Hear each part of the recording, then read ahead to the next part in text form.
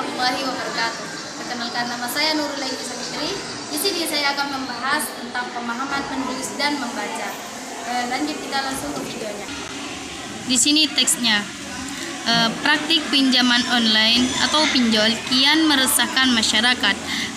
Cara instan meminjam uang via aplikasi dalam jaringan atau daring ini justru menjerat para nasabah dengan bunga kredit yang mencekik serta ancaman teror dari perusahaan pinjol. Kasus penipuan pinjol ilegal dan tindakan intimidasi kepada nasabah oleh sekelompok preman berkedok perusahaan finansial merebak di sejumlah daerah. Untuk itu, aparat keamanan tidak tinggal diam menyikapi maraknya kasus pinjol ini.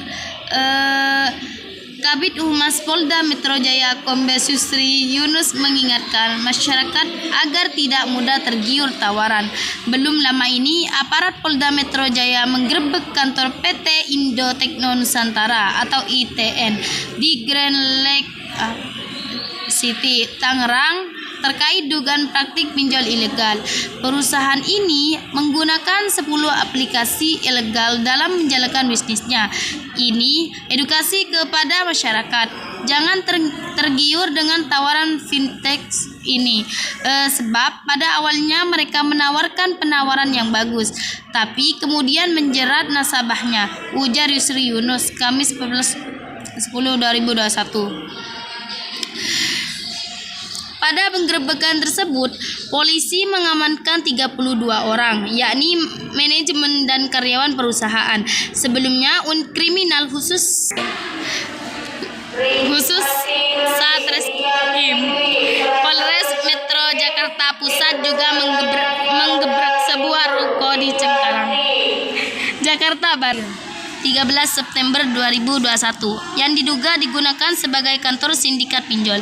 Kasus pinjaman online atau finansial teknologi ilegal tersebut rupanya sudah sampai ke Presiden. Pihak Istana Negara sampai menggelar rapat khusus dengan mengundang para otoritas terkait seperti Otoritas Jasa Keuangan atau OJK, Menko Polhukam, Kementerian Komunikasi dan Informatika. Dari hasil penemuan tersebut, pemerintah bertekad melakukan upaya bersama untuk memberantas dan menindak tegas praktik-praktik pinjaman online ilegal yang merugikan masyarakat. Sebab yang banyak terdampak adalah masyarakat kecil, khususnya masyarakat dari sektor ultramikro dan UMKM. Kita bersama Kapolri, Kementerian Kominfo, Gubernur Bank Indonesia, dan juga Menteri Koperasi dan UKM telah mempunyai perjanjian bersama, surat keputusan bersama, kesepakatan bersama untuk memberantas semua pinjol-pinjol yang ilegal, ujar Ketua Dewan Komisioner Otoritas Jasa Keuangan atau OJK, Wimbo Santoso, dalam keterangan perusai mengikuti rapat yang dipimpin Presiden RI Jumat 15/10/2021 di Istana Kepresidenan Jakarta.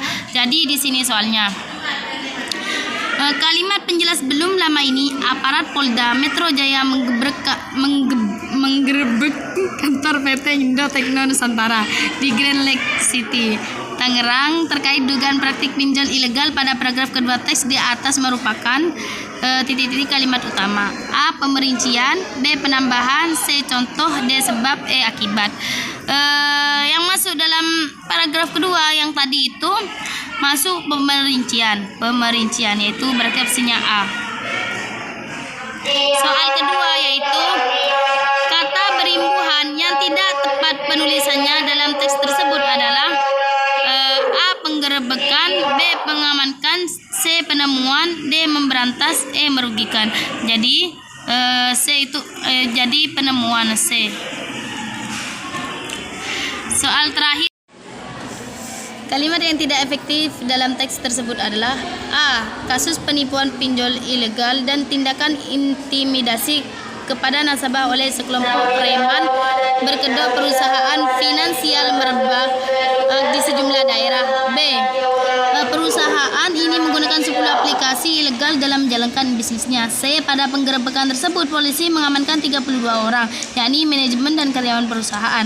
D. Pihak Istana Negara sampai menggelar rapat khusus dengan mengundang para otoritas terkait seperti Otoritas Jasa Keuangan, Penokopol Hukum, Kementerian Komunikasi dan Informatika, dan Kapolri.